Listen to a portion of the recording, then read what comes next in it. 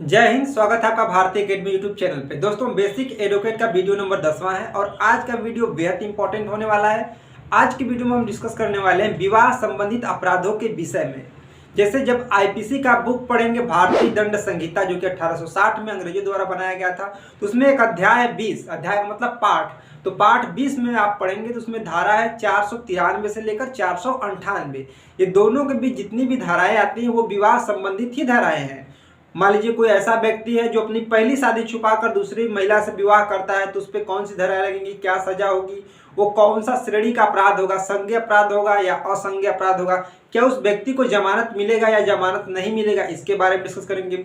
ऐसा भी कंडीशन आ सकता है कि कोई व्यक्ति है जो उस महिला से धन के दौलत में, पैसा के लालच में उससे शादी करे, ठीक है, उसके बाद उसे छोड़कर भाग जाए, तब इस पे कौन सी धाराएं लगेंगी, क्या होगी, बहुत कुछ अपने इस वीडियो में हम डिस्कस करने वाले हैं।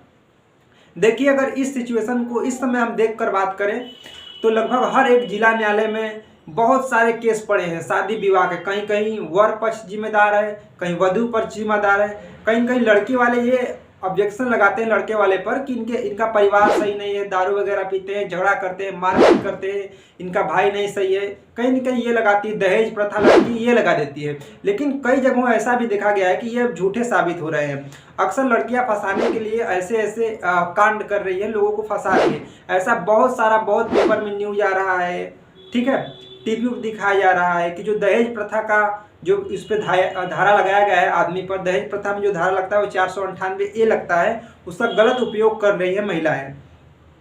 तो इसके बारे में भी हम स्टडी करेंगे अभी आगे आने वाले वीडियो में। तो और वर पक्ष जो दूल्हा होता है, वो कहीं ना कहीं ये ऑब्जेक्शन लगाता है लड़की पर कि जो आपकी लड़की है वो सही से जो एक धर्मपत्नी का कार्य होता है वो नहीं करती है। और या तो ये भी लगाता है कि इस महिला का, जो आपकी स्त्री है, इसकी किसी दूसरे व्यक्ति के साथ अफेयर चल रहा है या शारीरिक संबंध चल रहा है। ये ऑब्जेक्शन लगाता है कहीं न कहीं पति किस पे, उस स्त्री पे जिससे वो शादी कर रहा है। तो इन दोनों के बीच में कुछ मन मुटाव की वजह से डिवोर्स हो जाता है। तो बहुत चीज़ों के बारे में डिस्कस करने वाले हैं। चलिए एक बार हम देख लेते हैं कि इस वीडियो में हम क्या क्या पढ़ने वाले हैं, ठीक। तो इस वीडियो में पहले हम पढ़ेंगे आईपीसी की धारा 493 से लेकर 498। 493 से लेकर 498 जो धाराएं हैं आईपीसी, किसको हम पढ़ेंगे। जैसे 493 पढ़ेंगे, 494, 495, 496, 497, 498 और एक धारा और पढ़ेंगे 498A। 498A क्या है कि जब किसी भी महिला को उसका पति या उसके पति के रिश्तेदार, नातेदार जो भी है उसके घर परिवार पे, अगर उस महिला को टॉर्चर कर रहे हैं, शारीरिक टॉर्चर कर रहे हैं, मानसिक टॉर्चर कर रहे हैं, उसको मार रहे हैं, पीट रहे हैं, गाली दे रहे हैं, दहेज प्रथा, तो ये सब पैसे के डिमांड कर रहे हैं, जमीन का डिमांड कर रहे हैं, तो उसके ऊपर, उस पुरुष के ऊपर, उस परिवार वाले के ऊपर धारा 498A लगता है। लेकिन इसका गलत मिसयूज हो रहा है, वो भी आगे हम और अच्छे से डिटेल करेंगे। तो पहले हमको क्या पढ़ना है, आईपीसी 493 से लेकर 498 तक। उसके बाद नेक्स्ट हम क्या स्टडी करेंगे, आईपीसी 498A, जो कि बाद में जोड़ा गया अध्याय 20 क में, ठीक है। उसके बाद एक चीज़ हमें और पढ़ना है कि हमने ऐसा कई जगह देखा या हम लोग सुनने को मिला है कि किसी की जो पत्नी होती है उसे डिवोर्स चाहती है, अपने पति से डिवोर्स चाहती है, तलाक चाहती है, लेकिन वो डायरेक्ट कह नहीं सकती है कि हमें तलाक चाहिए। तो उसका फ़ायदा उठाती है, जैसे कि छोटी छोटी बात पर घर में झगड़ा करना, लड़ाई करना, भाई से लड़ाई करना, अपने सास से लड़ाई करना, देवर से लड़ाई करना, ननद को लड़ाई करना, उससे झगड़ा करना, मारपीट करना, गाली गलौज करना, ये काम करती है कहीं ना कहीं। तो अगर कोई भी महिला है, कोई भी स्त्री है जिसका विवाह हो गया है और वो अपने पति को टॉर्चर कर रही है, मानसिक टॉर्चर कर रही है, वो आत्महत्या करने की धमकी दे रही है। मान लीजिए उसका जो पति है वो अपने घर से अलग नहीं होना चाहता है, मतलब वो चाहता है कि हम माता पिता में ही रहें, क्योंकि हम उतना इसमें मजबूत नहीं है कि हम माता पिता से अपने अलग होकर हम अलग खाना वगैरह बनाएं, अलग रहें। तो कहीं ना कहीं पत्नियाँ ये मतलब कि अगर कहती हैं कि आप अलग हो जाइए, नहीं तो हम ये कर लेंगे, सुसाइड कर लेंगे, या हम 498 के तहत आप पर मुकदमा कर देंगे, ऐसा बहुत सारा केस सामने आ चुका है। तो इस स्थिति में कोई पुरुष क्या करे, जब महिला टॉर्चर कर रही है, मारने की धमकी दे रही है, खुद मरने की धमकी दे रही है, तो उस समय वो पुरुष क्या करना चाहिए, क्या कौन कौन सी सावधानियां उसे बरतना चाहिए, ठीक है। और एक स्टेप और हम आगे बढ़े अगर चौथे पॉइंट पर, तो चौथा पॉइंट पर हम ये बात करेंगे कि अगर तलाक कोई व्यक्ति लेना चाहता है या कोई महिला लेना चाहती है, तो किस आधार पर तलाक ले सकती है, मतलब तलाक के कई कारण होते हैं ना भाई। कोर्ट पूछेगा ना कि आप किस आधार पर इनसे तलाक ले रहे हैं, इनमें क्या कमी है, आपको क्या दिक्कत महसूस हो रहा है, आपको इनके घर में कोई टॉर्चर कर रहा है, कोई मार रहा है, आपको क्या प्रॉब्लम है। तो किस आधार पे कोई भी व्यक्ति तलाक ले सकता है, तलाक के कितने प्रकार होते हैं, लगभग तलाक में पैसा कितना लगता है, समय कितना लगता है, इन सारे चीज़ों के बारे में हम डिस्कस करने वाले हैं अपने इसी वीडियो में। तो चलिए हम शुरू करते हैं। सबसे पहले अपना वीडियो, आईपीसी की धारा 493 वो क्या कहती है। कोई भी व्यक्ति किसी महिला के साथ छल से अगर शादी करता है, शारीरिक शोषण के लिए शादी करता है, नाटकीय रूप से शादी करता है, एक्चुअल में वो शादी ना हो, जिसे कानूनी रूप से जैसे शादी होता है, विधि का जो विधान है, जिस प्रकार से शादी होना चाहिए, चाहे हिंदू धर्म हो चाहे मुस्लिम धर्म हो, उस प्रकार से वो शादी नहीं करता है, वो नाटकीय रूप से शादी करता है। कहीं जैसे कि मेला वगैरह में गया है, छोटा मोटा मंदिर है, वहाँ पर गया, किसी को पता भी नहीं कि वो आपस में शादी की है कि नहीं, और वो जो व्यक्ति है उस महिला को ये संतुष्टि दिला रहा है कि हम दोनों पति पत्नी हैं, अब हम कुछ भी कर सकते हैं, ये कोई नहीं हमें बोलेगा। इस उद्देश्य से कोई व्यक्ति अगर छल से शादी करता है शारीरिक शोषण के लिए, तो अपराध है, और ये अपराध है 493 आईपीसी के तहत। ऐसा करने पर किसी भी व्यक्ति को 10 साल की सजा हो जाएगी, जुर्माना भी हो सकता है, और एक गैर संज्ञेय अपराध के अंतर्गत आता है। अब गैर संज्ञेय अपराध क्या होता है, जब कोई भी महिला, अगर ऐसा कोई व्यक्ति शादी करता है और कोई भी महिला कंप्लेन करती है पुलिस स्टेशन में, या उस महिला का रिश्तेदार पुलिस स्टेशन जाकर कंप्लेन करते हैं, तब उस व्यक्ति को गिरफ्तार कर दिया जाएगा। क्यों? अब कब किया जाएगा? कोर्ट के आधार पर। ये जो गैर संज्ञेय अपराध है ना, गैर संज्ञेय अपराध का मतलब बिना कोर्ट के आदेश पर पुलिस ना ही जांच करेगी, ठीक है, और ना ही उस व्यक्ति को गिरफ्तार करेगी, तो गिरफ्तारी से आप तुरंत बच जाएंगे। और ये गैर जमानती है, इसमें आपको जमानत नहीं मिलेगा, ठीक है। समझौता वो योग्य नहीं है, अगर ऐसा आप दोषी पा गए तो इसमें समझौता योग्य नहीं, समझौता आप नहीं कर सकते। अब धारा 493 हो गया। अब धारा देखते हैं 494 कि आईपीसी की धारा 494 क्या है। आईपीसी की धारा 494 क्या कहता है कि पति या पत्नी के जीवित रहते हुए, पति या पत्नी दोनों में से कोई एक व्यक्ति जीवित है और कोई दूसरा व्यक्ति दूसरे पुरुष से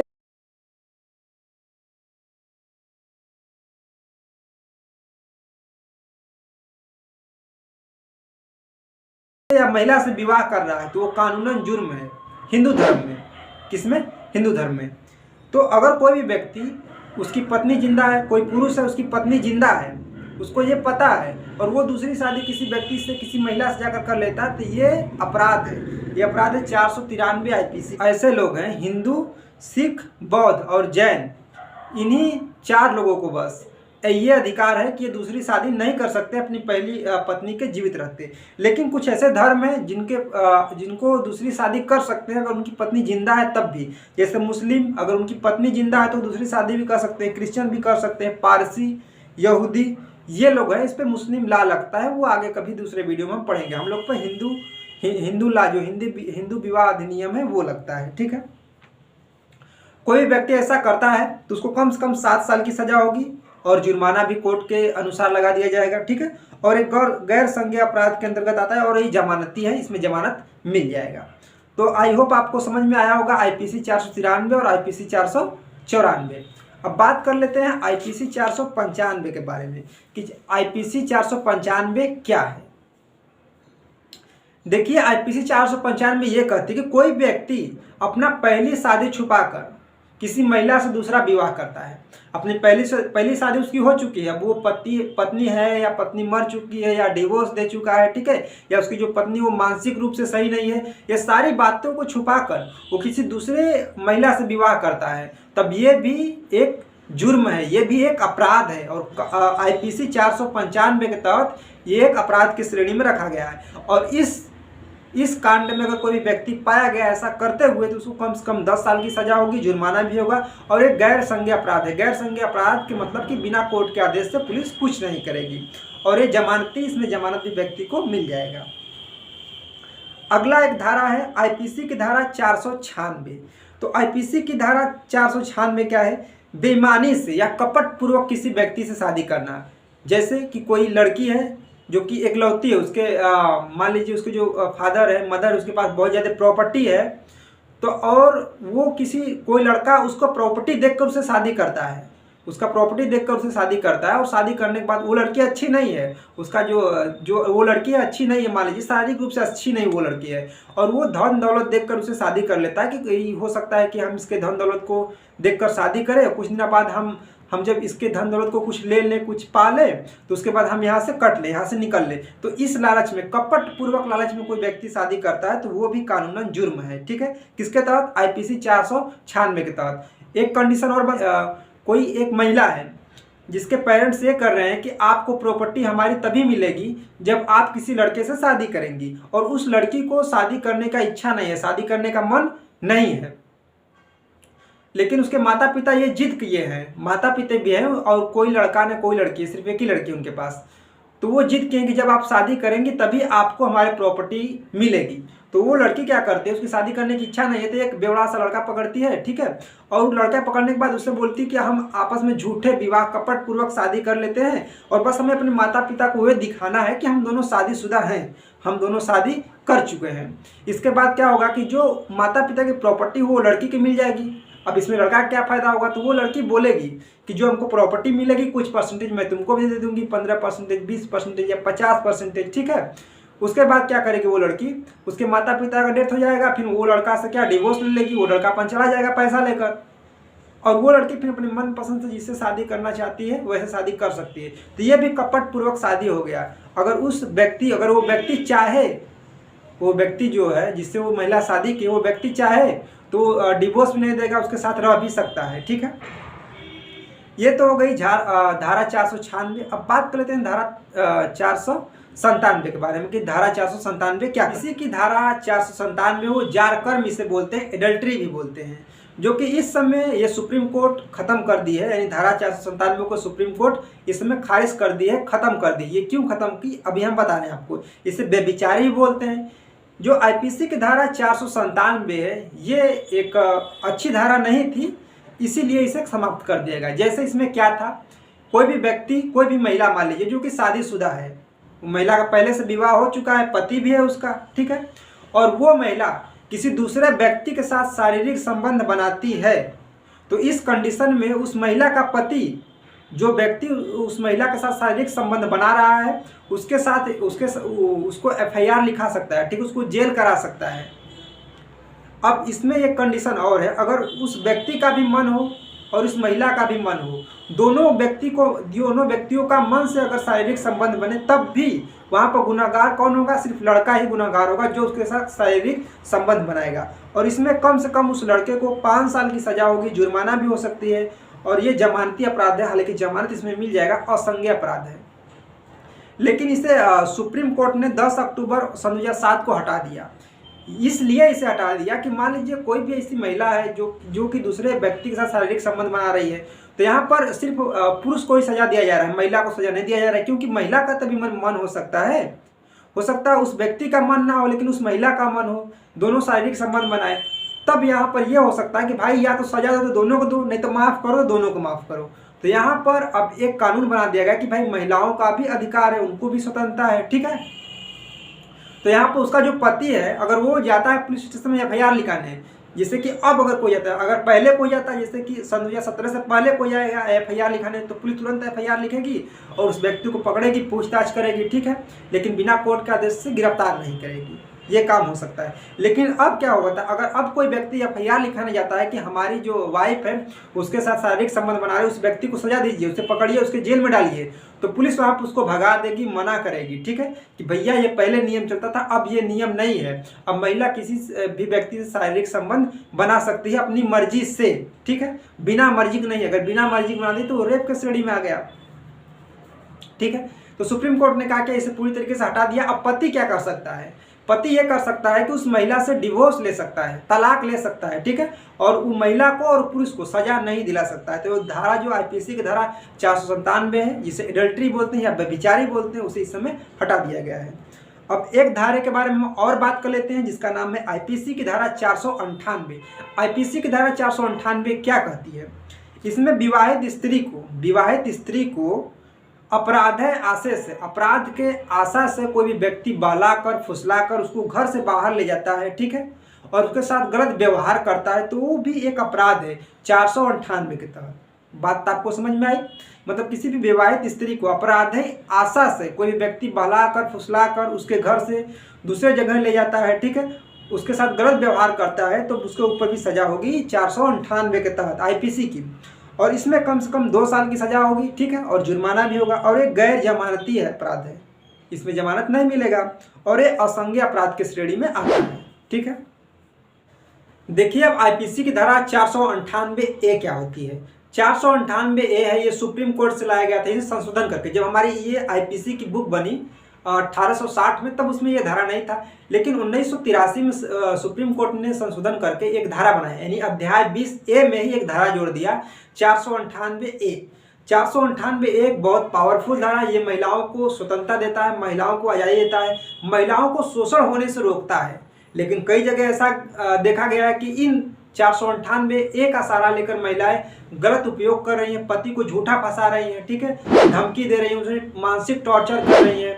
और कहीं ना कहीं पहले तो ये होता था, जब ये धारा शुरू में आया था तो उसमें महिलाओं के साथ बहुत शोषण होता था, जैसे कि महिलाओं को मारना पीटना, गाली देना, उसके घर वाले से दहेज का डिमांड करना, या उससे दहेज का, जमीन का, गाड़ी का, धन दौलत का डिमांड करना, सोना चांदी का डिमांड करना, ठीक है। और जो उस व्यक्ति के जो सास है या ननद है या उसके जो भाई है, वो लोग टॉर्चर करते थे महिलाओं को। तो इसको सब नज़र में देखकर सुप्रीम कोर्ट ने 1983 में लाया था। लेकिन कुछ दिनों बाद इसका अब ये देखा गया कि अब इसका महिलाओं ने गलत उपयोग कर ली। जब पहले यह धारा आया था, अगर कोई भी किसी भी महिला ऐसा कंप्लेंट पुलिस स्टेशन में लिखाती थी तो पुलिस तुरंत पहले तो पति को अरेस्ट करती थी, उसके बाद ही पूछताछ जो होता था तो होता था, पहले अरेस्ट करती थी, ठीक है। लेकिन कई ऐसे मामले आए जिसमें महिलाओं ने अपने पति को झूठे आरोप में फंसा दिया।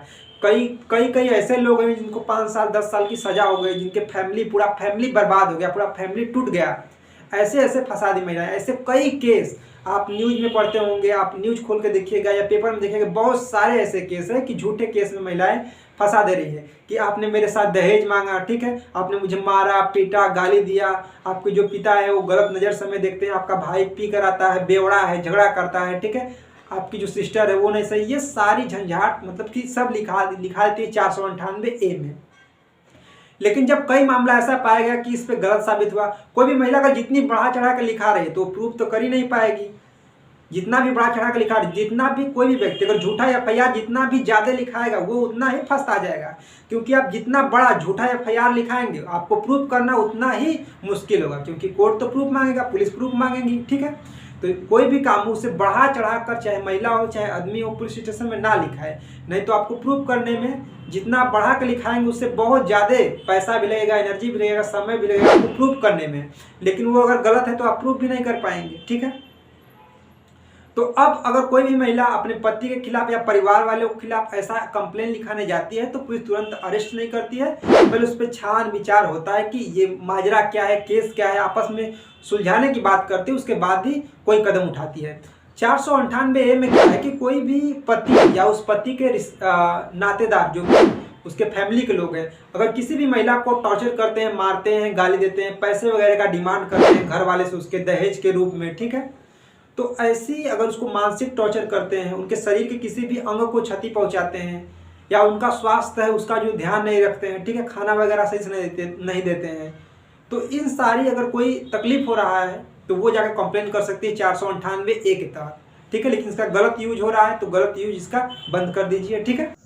अब देखिए, अगर किसी की पत्नी है और अपने पति को बार बार धमकी दे रही है झूठे केस में फंसाने की, कि आपको फंसा देंगे, आपको जेल करा देंगे, आपके पूरे परिवार से जेल की चक्की पिसवाएंगे, जेल का आटा खिलाएंगे, कुछ ऐसी धमकी दे रही है, यानी दबंग है वो, धमकी दे रही है। बहुत सारे ऐसे केस में देखा गया है कि महिलाएं अपनी बात मनवाने के लिए कि आप अपने फैमिली से अलग हो जाइए, हम यहाँ नहीं रहेंगे, हम वहाँ रहेंगे, हमें ये घर नहीं चाहिए, हमें वो घर चाहिए, कुछ ऐसा कंडीशन होता है, और वो ये सब नाटक करती है, मारने की धमकी देती हैं कि हम जाके कंप्लेन कर दें कि आप हमें मार रहे हैं, गाली दे रहे हैं। ये सारी कंप्लेन कहीं न कहीं बहुत जगह गांव में तो अक्सर ही देखा गया है, और बहुत जगह शहरों में भी देखा गया है कि बहुत ज़्यादा धमकी मिलता है। और इस धमकी से पुरुष क्या होते हैं, वो कहीं न कहीं मानसिक टॉर्चर होते हैं, और वो डरता है पुरुष, यार हमारी बेइज्जती होगी, हम लोग जेल में जाएंगे, अगर झूठा भी केस ये कर दिया तो पहले तो ये था कि अगर कोई व्यक्ति जब ऐसा कोई महिला अगर ऐसा केस निकाले जाती थी दहेज प्रथा 498A के तहत, तो पुलिस बिना सोचे पहले उस पति को अरेस्ट करती थी, उसके बाद ही में जो होता था तो होता था, पहले अरेस्ट, पहले गिरफ्तारी था। लेकिन कुछ समय में ऐसा देखा गया है कि बहुत सारी महिलाएं इसका मिसयूज कर रही हैं, इसका फ़ायदा उठा रही हैं 498A के। तो सुप्रीम कोर्ट ने इस पर यह बता दिया कि किसी व्यक्ति को भाई अब बिना कोर्ट के आदेश से गिरफ्तार नहीं होगा, पहले उस व्यक्ति की अच्छी से जांच होगी, पड़ताल होगी कि एक्चुअल में सच्चाई क्या है, तभी उसे गिरफ्तार करेगा पुलिस, ठीक है। अब एक पहलू ये है, वो व्यक्ति क्या कर सकता है अगर किसी की महिला है, मतलब स्त्री है, पत्नी है, जो कि बार बार धमकी दे रही है, तो वो व्यक्ति क्या कर सकता है, उस धमकियों को रिकॉर्डिंग करे। जैसे वो कह रही है कि हम आपको जेल में भिजवा देंगे, ठीक है, आपके जो पापा हैं हमारे साथ गलत व्यवहार करते हैं, हमें गलत नज़र से देखते हैं, आपका भाई बेवड़ा है, पीकर आता है, आपकी माँ झगड़ा करती है, ठीक है, गाली गलौज करती है, ये सारी जो बातें बोल रही है कि इस सारे केसे में हम आपको फंसा देंगे, ठीक है। और ये सच्चाई भी नहीं है। और वो जो महिला है वो छोटी छोटी बातों को लेकर लड़ने लगी है, छोटे छोटे बात पर बहुत बड़ा झगड़ा बना दे रही है, लड़ रही है। तब उस कंडीशन में वो व्यक्ति क्या करे, हो सके तो CCTV कैमरा लगवा दे यार अपने घर में, ताकि हर एक जो उसका हरकत है वो CCTV कैमरा में रहे। और जब भी कोई वो ऐसा बात करे कि हम मर जाएंगे, आपको फंसा देंगे, तो व्यक्ति क्या कर सकता है कि आसपास पड़ोस के जो लोग हैं उनको बताएं कि देखिए ये क्या क्या बोल रही है। कभी ऐसा भी सिचुएशन आ सकता है कि झगड़ा के बाद वो महिला घर में जाए, अपने आप को बंद कर ले और बोले कि वो बाहर ही नहीं निकल रही है, और व्यक्ति को कहीं ना कहीं ये शक है कि यार वो सुसाइड ना कर ले, मर ना जाए। तो वहाँ पर वो व्यक्ति क्या कर सकता है, वो अगर वो अंदर जाए तो एक कंडीशन है, वो अकेले अंदर ना जाए। अगर वो अकेले अंदर गया, बाय द वे वो ये या तो वो मर गई है या वो मरने वाली है, मान लीजिए फांसी लगाने वाली है, या मिट्टी का तेल वगैरह केरोसिन छिड़क के जलने वाली है, और वो व्यक्ति अगर अकेले प्रवेश करता है तो वो महिला जो ऑटोमेटिक आत्महत्या कर लेगी, और उस आत्महत्या के केस में, मर्डर के केस में वो व्यक्ति फंस जाएगा, पुलिस उसे गिरफ्तार कर लेगी। तो इस कंडीशन में वो व्यक्ति क्या कर सकता है कि वो व्यक्ति 2-4 लोगों को, जो भी आजू बाजू के लोग हैं, उन्हें लेकर अंदर प्रवेश करे ताकि सबूत में रहे, ठीक है। तो ये सारे कंडीशन कर सकते हैं। और आप अपने नज़दीकी पुलिस स्टेशन में कंप्लेन भी कर सकते हैं कि सर हमारी जो वाइफ है हमें ऐसी ऐसी धमकियाँ देती है, हमें टॉर्चर करती है। SP ऑफिस में भी आप कंप्लेन दे सकते हैं ताकि आपके पास प्रूफ रहे, और अगले बार अगर वो ऐसा कोई कदम उठाए भी तो आप उस केस में ना फंसें। देखिए महिलाओं के लिए बहुत चीज़ है, महिला हेल्पलाइन बहुत चीज़ है महिलाओं के लिए। पुरुषों के लिए अभी ऐसा कोई कानून ही नहीं बना है कि आप तुरंत जाके उसको गिरफ्तारी दिलवा दें। हाँ, अगर वो गाली दे रही है तब वहाँ पर आप कंप्लेन कर सकते हैं, FIR लिखा सकते हैं, लेकिन कोई ऐसा लिखाता नहीं है, कोई करता नहीं है कि यार छोड़ो यार हम क्यों करें, क्यों FIR लिखाएं। तो ये सारे कंडीशन है, सोशल मीडिया का सहारा लीजिए, हर उसकी हरकतों का रिकॉर्डिंग करिए और अपने नज़दीकी पुलिस स्टेशन में दीजिए और उसे रिकॉर्ड में रखिए भी। अब बात कर लेते हैं तलाक के बारे में। जैसे कि तलाक ऐसा होता है कि कोई दो, जैसे कि पार्टनर में अपना पट नहीं रहा है, दोनों एक दूसरे के माइंड सेट से नहीं चल रहे हैं, तो दोनों लोग कहीं ना कहीं तलाक लेते हैं। तलाक भी 2 तरह का होता है। अब देखिए तलाक ऐसे तो बहुत बुरी चीज़ है, मतलब नहीं लेना चाहिए, लेकिन कोई कंडीशन ऐसी आ जाती है वहाँ पर व्यक्ति तलाक ले लेता है। सबसे पहले तो तलाक का सबसे बड़ा कारण जो है वो परिवार।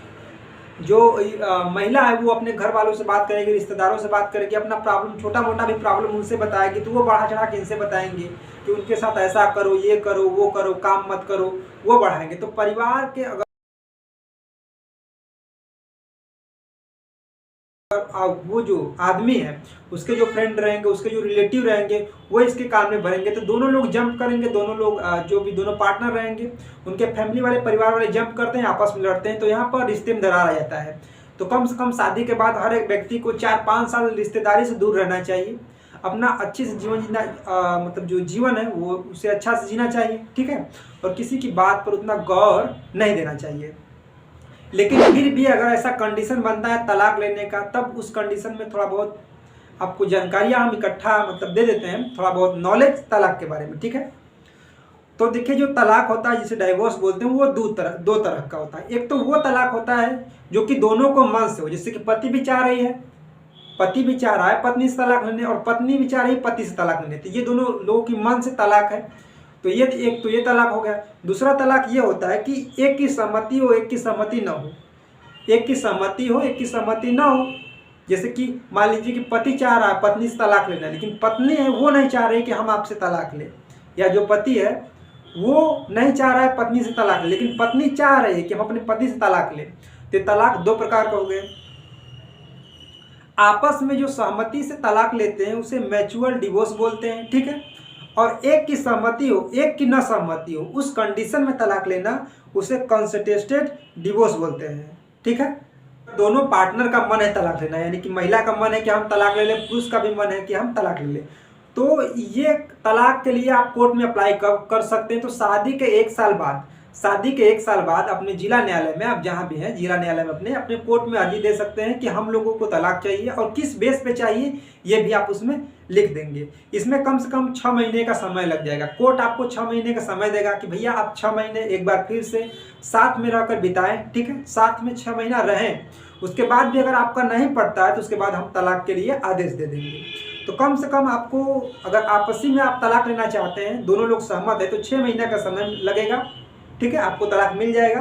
लेकिन तब दोनों लोगों की अगर सहमति नहीं है तब उसमें बहुत ज़्यादा समय लग सकता है। और एक कंडीशन और है, अगर आप तलाक लेना चाहते हैं तो शादी के 1 साल बाद ही तलाक ले सकते हैं, शादी के 1 साल पहले तलाक नहीं ले सकते हैं, ठीक है। और अगर आपसी सहमति से आप तलाक लेना चाहते हैं तो इसमें कम से कम ये डिपेंड करता है वकील के पास कि वकील आप कैसा लिए हैं। अगर अच्छा वकील है तो आपको ज़्यादा पैसा करना होगा, ठीक है। अगर थोड़ा अच्छा वकील नहीं है तो कम पैसा में हो जाएगा। पर्चे का वकील है, अच्छा है, तब भी कम पैसे में हो जाएगा। तो यहाँ पर मैक्सिमम आपको 15 से 20 हज़ार तक पैसा लग सकता है, ठीक है, उससे ज़्यादा भी लग सकता है अगर जैसा आप वकील हायर करें। अब जो दूसरा डिवोर्स है, यानी जो दूसरा तलाक है, कि अगर एक की सलाह हो, मतलब एक व्यक्ति चाहता हो तलाक लेना लेकिन दूसरा व्यक्ति न चाहता हो। जैसे कि पुरुष ये चाहता हो कि हम अपने जो हमारी वाइफ है हम उसे तलाक लें, लेकिन वाइफ न चाहती हो कि हम तलाक लें, तब इस कंडीशन में कम से कम आपको 18 से 24 महीना लग जाएगा तलाक लेने में। पहले एक सबूत ठोस बनाना चाहिए कि आप किस आधार पे उस महिला से तलाक ले रहे हैं। आपको लगभग 18 से या 24 महीना, लगभग 2 साल का समय लग जाएगा।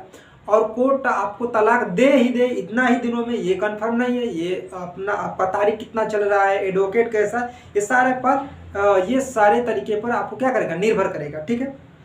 और इसमें कम से कम आपको, अगर मिनिमम कम से कम बात करें तो 25-30 हज़ार रुपया तक इसमें लग सकता है। अगर पर्चे का वकील है तो मान लीजिए कम भी लग सकते हैं, अच्छे वकील है तो और भी कम लग सकते हैं, ठीक है। अब तलाक के कारण क्या हो सकते हैं? देखिए, तलाक के बहुत सारे कारण हो सकते हैं। कुछ कारण हमने लिखा है। ये कारण वो हैं जैसे कि एक व्यक्ति चाहता है दूसरी व्यक्ति से तलाक लेने, महिला चाहती है अपने आदमी जो सा उसको उससे तलाक लेने।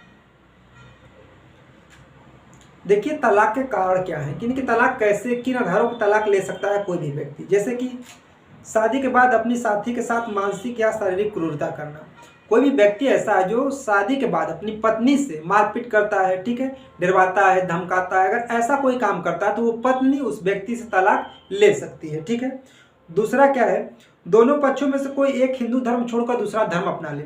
मान लीजिए कि जो महिला है वो हिंदू है और जो पति है वो भी हिंदू है, लेकिन पति क्या किया, हिंदू धर्म छोड़ के बौद्ध धर्म अपना लिया, तो उस कंडीशन में महिला उसे तलाक दे सकती है। तीसरा कंडीशन क्या हो सकता है, शादी के बाद अपनी इच्छा से दूसरे के साथ शारीरिक संबंध बनाना। कोई महिला है जो अपने इच्छा से किसी दूसरे व्यक्ति के साथ शारीरिक संबंध बना रही है, तो वो जो पति है इस बेस पर तलाक ले सकता है उस महिला से, ठीक है। जो पांचवा है, यानी जो चौथा है, वो 3-4 साल। जैसे कि कोई ऐसा व्यक्ति है जिसका 3-4 साल से कोई पता नहीं, कोई खबर नहीं, वो कहाँ रह रहा है, ना ही फोन आ रहा है, ना ही ठोस रीजन है कि कहीं गया है कमाने या बाहर कुछ करने गया, कोई पता नहीं आ रहा है, कोई पता। तो उस कंडीशन में महिला दूसरी शादी या उसे तलाक ले सकती है या दूसरी शादी कर सकती है, एक अर्जी डालकर कोर्ट में, ठीक है।